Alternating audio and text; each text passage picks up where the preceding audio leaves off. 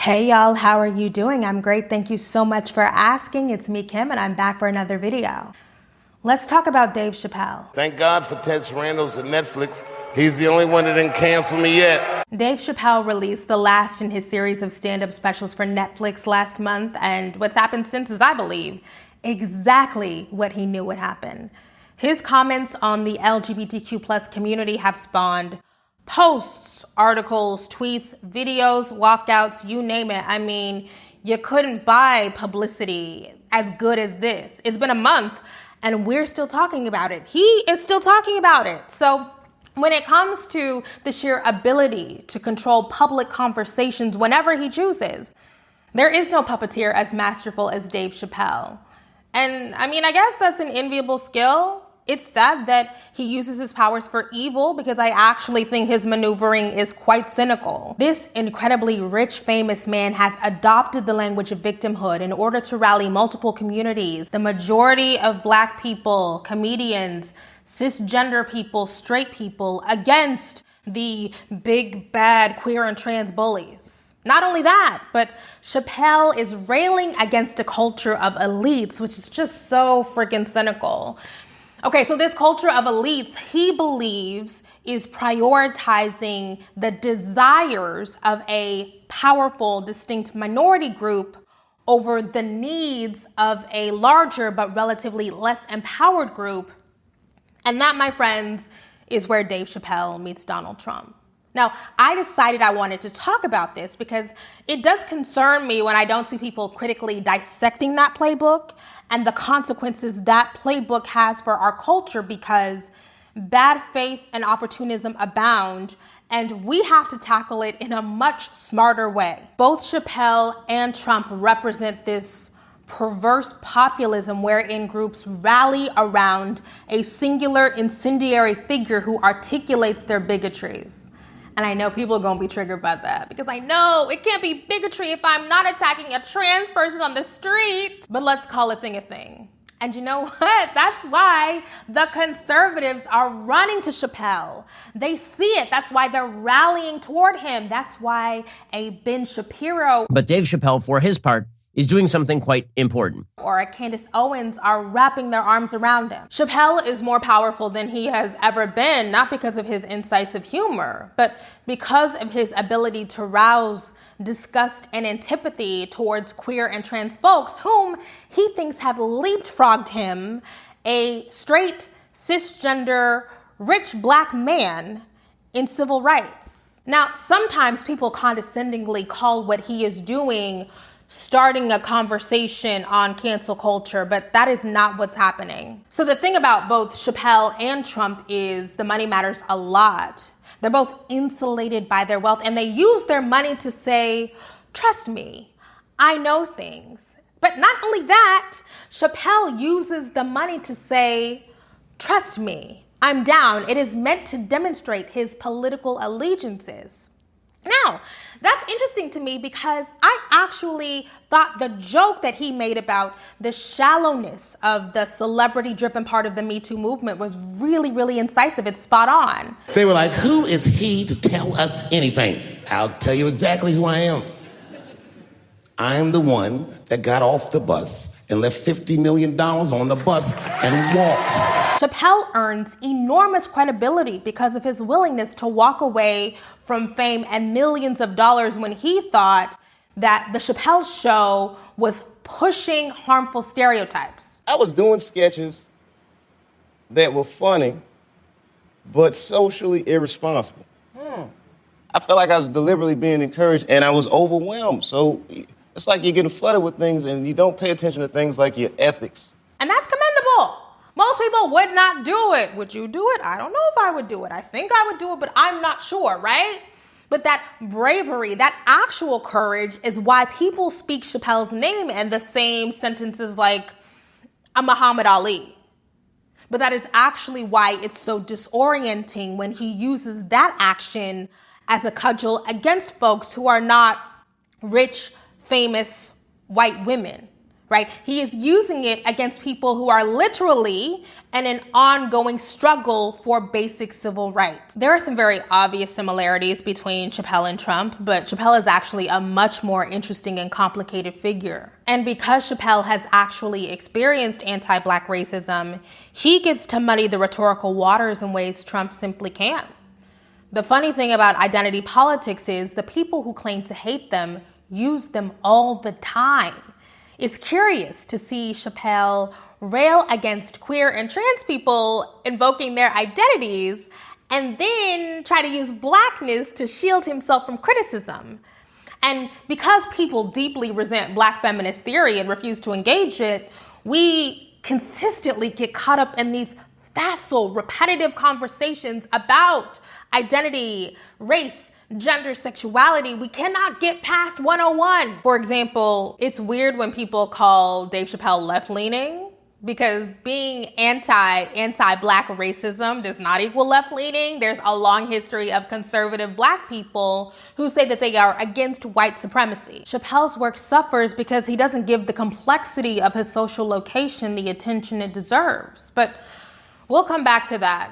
But I want to be clear, right? I do not believe Donald Trump and Dave Chappelle are equally menacing figures. That would be disingenuous and incorrect.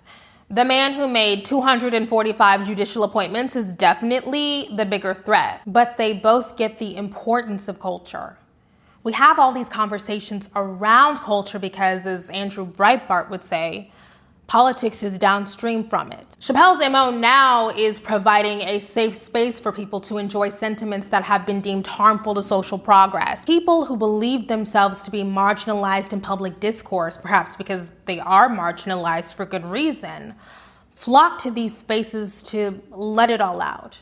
The phrase, "my people," is a theme in this show, and I get it. All I ask from your community, with all humility, will you please stop punching down on my people? This is where individuals can be among their people and let it all out. So in a way, a Chappelle comedy special operates in the same vein as a Trump rally. It's in the exuberance of viewers and attendees to watch someone with more power than they will ever have flout polite social mores. It's the jouissance that I talked about in the Squid Game video. It is the joy of dangerous transgression. Provocateurs are also aided by the structure of social media. The way that we react to an outrageous thing plays into the cycle that makes that outrageous thing not only popular, but like a movement. A Chappelle or a Trump become the centerpiece around which the anti-woke crowd can convene. You know, the people who love these people exalt their bravery. They're so brave. They're so brave for upsetting the fragile minorities. They walk away from these safe spaces empowered to be truth tellers like a Chappelle or a Trump in their own sphere of influence. And that's a really scary thing. You know, I'm on Clubhouse because Clubhouse is just pure mess at this point. It's 24/7 Jerry Springer to me. And I remember the weekend that The Closer came out, there were so many rooms on Clubhouse that was basically straight cisgender people yelling at LGBTQ people. LGBTQ people, explain yourselves. People were literally telling queer and trans folks, pick a side. You have to pick a side. You can either celebrate Pride or Juneteenth, but you can't celebrate both. Is Chappelle responsible for how he puts a battery in the backs of people who are already queer, antagonistic, and transphobic? I mean, after he's already been told that that is exactly what he's doing? Yeah. The thing about Chappelle is he is at once shameless and he goes out of his way to invoke plausible deniability. He does this thing that Christians have done forever that's like, I don't hate you. I just think you're confused. I don't hate you. I just don't think you're real. He's actually really smart to repeat that. But there's a critical moment in the special where one audience member who didn't get the memo that Chappelle's is a kinder, gentler bigotry whooped at the mention of the anti-trans bathroom bills that are supposed to humiliate trans people. In our country, North Carolina passed a law once that said a person in North Carolina must use the restroom that corresponds with the gender they were assigned on their birth certificate. No. No, that's not a good law. That's a mean law. And Chappelle softly chastises them, recognizing that despite 60 solid minutes on the absurdities of queer and trans identities, that is not a politic that he wants to be associated with. But the thing is that once you open the floodgates to these people are weird, these people are fake, these people aren't real, you don't get to decide what sticks. The thing that really gets me was Dave was on the precipice of making some really astute points about intersectionality. I mean, he was almost there. He said he doesn't hate gay people. He's just jealous of them. No, Dave is jealous of whiteness. Dave Chappelle would not want to wake up tomorrow and be Billy Porter, a man who did not get a mainstream career until he was 50 years old.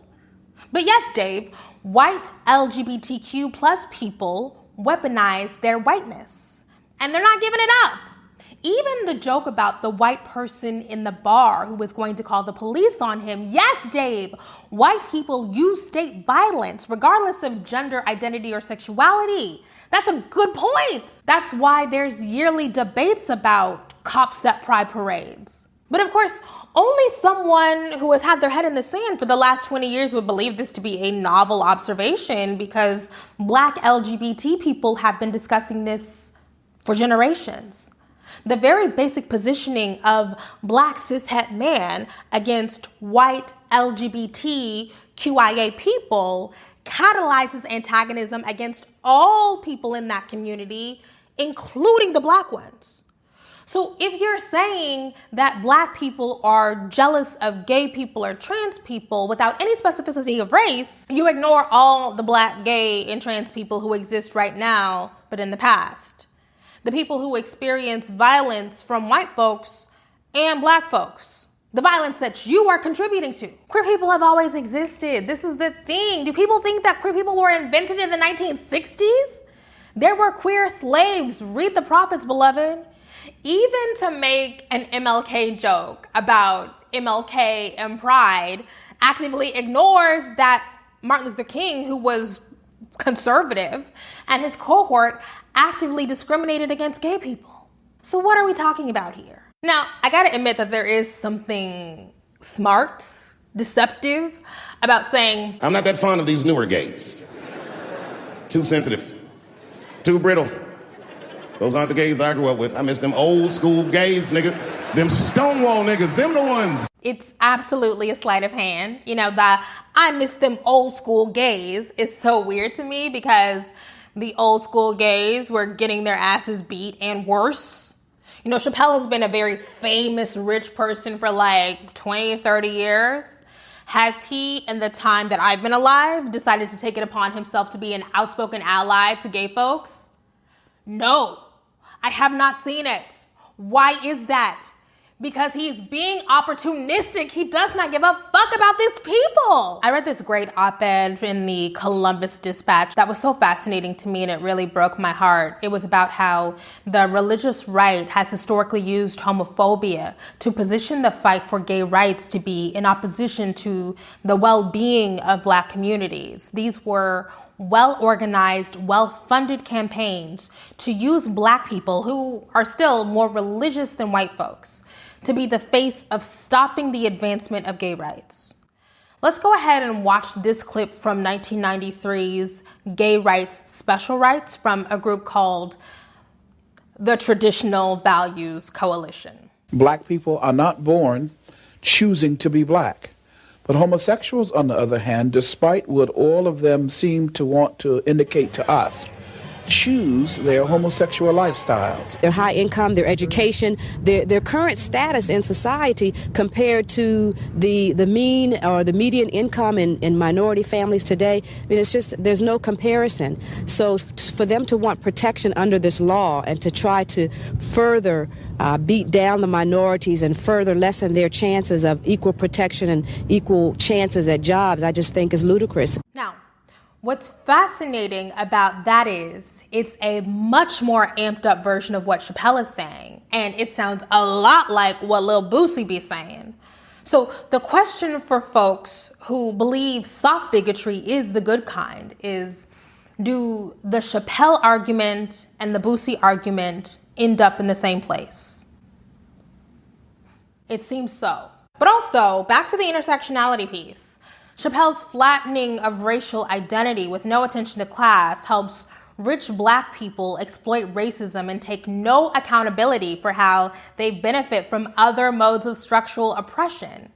Yes, there's the money thing, but also how celebrity that's intertwined with corporate interests, the way that Chappelle's interests are intertwined with Netflix's interests, shield him from any accountability. One thing I do agree with is the need for us to interrogate what it actually means to punch down, because our social locations are so complex that I actually understand why even people who are not being willfully obtuse might not get it. I mean, I can conceive of Chappelle getting into an altercation with a white trans woman where it's not, quote, punching down. We just don't see it in these specials. And even I can admit that the boundaries of acceptability in comedy can be difficult to discern. You know, I think comedy can be provocative and uncouth and wrong, but still be funny. I mean, okay. So a couple weeks ago, I watched Chris Rock's Bring the Pain. And I'd never seen it before. I was dying laughing about jokes that are essentially domestic violence jokes. And I don't feel particularly bad about laughing at essentially domestic violence jokes, but I know that some people are outraged. Or we can take, for example, you know, the Space Jews joke that he repeated often. You know, I consider the Space Jews joke to be a very smart comment on Zionism and Palestinian occupation. But I actually read 2 essays that said that the Space Jews jokes are outright, flat out, anti-Semitic because they invoke Holocaust inversion trope. I'm not Jewish. What can I say to that? I can't say anything. So, a question. How do we assess acceptable harm? Let's take the gender identity conversation. With a clear head, let's think about what does one side stand to lose and what does the other side stand to gain? And are those things equal? One side says gender is a fact. Transness isn't real. You are mentally ill. And then the other side says, no, we're real. We exist because I am here. And there is a growing body of anecdotal and empirical evidence that supports it. And speaking of that evidence, because I think a lot of people get that confused, philosopher and gender theorist Judith Butler laid out for The Guardian exactly what we're trying to get at when we have these questions about gender.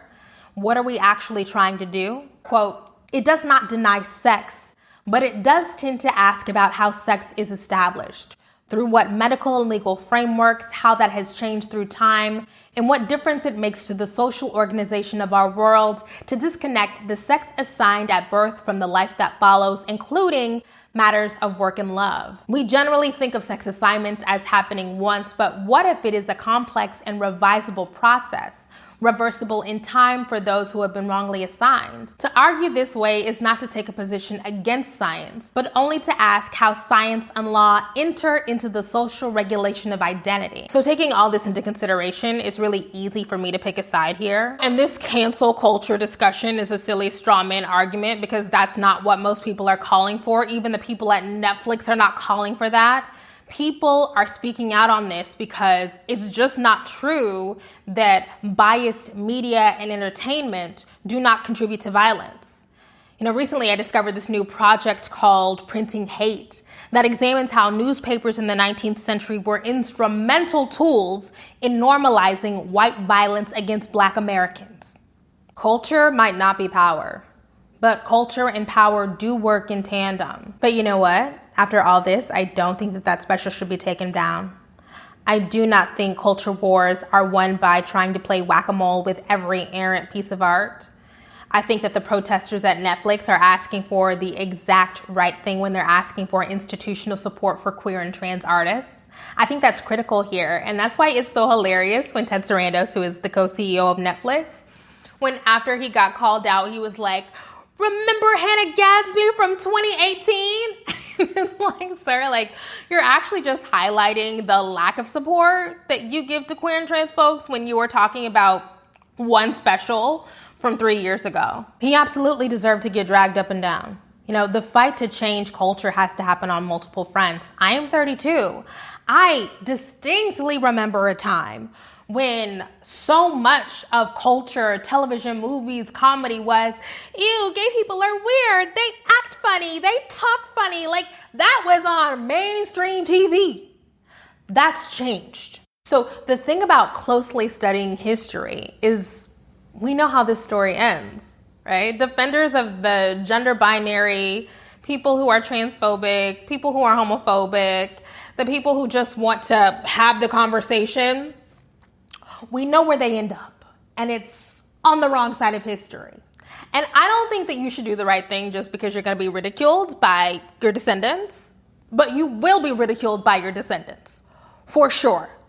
We move forward. Even if in this moment trans folks lose the political fight, they are going to win the culture war.